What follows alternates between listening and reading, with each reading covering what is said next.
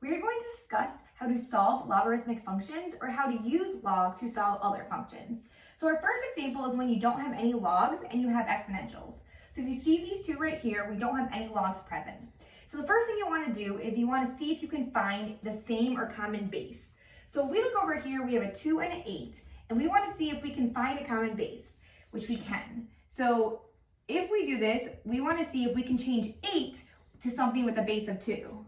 And so since 2 to the third is the same as 8, we now have found a common base. Once you have a common base, you can set the exponents equal to each other. Because if 2 to some power equals 2 to some power, those exponents have to be equal. So now we just set the exponents equal to each other and solve. So we'd add 1 to both sides, divide by 2, and x would equal 2. And you could plug that in to make sure that you did that correctly. Now for this example over here, we have a 2 and a 7. Now it's going to be really hard to get 7 as a base 2 without using fractions or decimals. So we're not going to be able to do what we did here. So if you can't find a common or same base, then you want to take the log of both sides and use something called the power property. So I'm going to use the log, take the log of the left and the log of the right to keep the equations balanced. And the power property states that you can bring an exponent to the front of a log. So this will now become 4x plus 3 log of 2 equals log of 7. So now we're going to solve this just like a normal problem by getting the x by itself and isolating it to one side. So the first thing we're going to do is divide both sides by log of 2. So we would get 4x plus 3 equals a decimal rounded 2.8074. So then we would subtract 3 from both sides. And we do that, we would get negative 0.1926. Again, that's rounded. And then finally solve by dividing by 4. So your answer will be approximately negative 0.0482.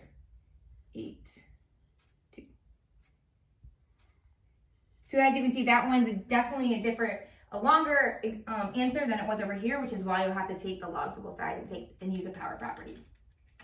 This example, we do have logs. So whenever you only have one log, you want to write that in exponential form and then solve.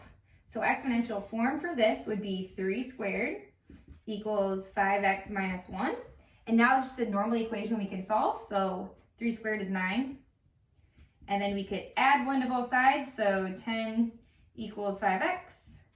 Divide by 5, and x will equal 2. All right, now over here we have one log on the left and one log on the right. So if you have a log on both sides and they have the same base, so both of these have a base of 12, you can actually cancel out those logs and just write what's left and solve. So now we can go ahead and combine like terms and solve for x. So if I subtract the 5 on this side and subtract an x on this side, 6x minus x would be 5x. 25 minus 5 would be 20. Divide by 5, and x here would equal 4.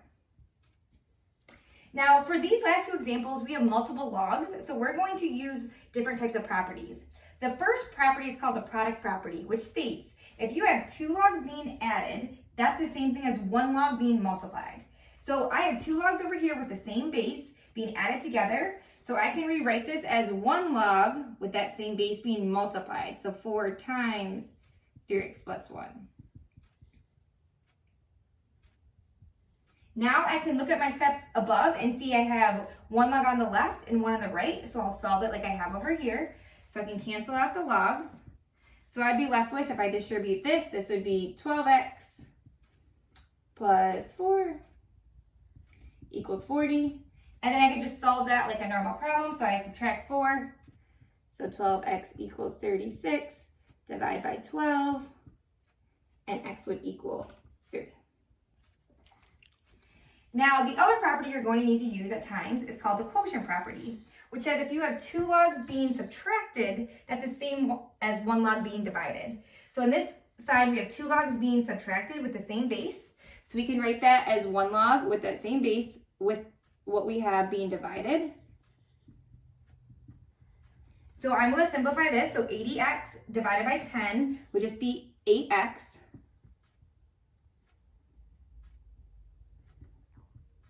So now I want to look at what I need to do above. So here I have 1 log. So if I have 1 log, I'm going to write it in exponential form. So that would be 2 to the 3rd equals 8x. So 8 equals 8x, and when you divide by 8, x would equal 1. And for all of these, you want to make sure you go back and check and see if you have any extraneous solutions or not.